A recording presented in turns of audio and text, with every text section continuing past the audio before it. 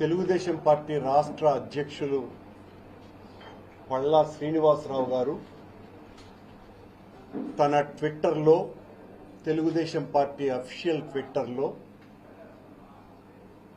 జగన్మోహన్ రెడ్డి, భూమన కరుణాకర్ రెడ్డి మీ count down ప్రారంభం రేపు ఉదయం 10 గంటలకు తిరుమల గోశాలకు రండి తేల్చుకుందామని ఆయన చెప్పటం జరిగింది. దానికి సమాధానంగా నేను పళ్ళా శ్రీనివాసరావు గారు మీరు పంపినటువంటి సందేశం నాకు అందింది, నేను ఖచ్చితంగా వస్తున్నా, మీ ఛాలెంజ్ని స్వీకరిస్తున్నా.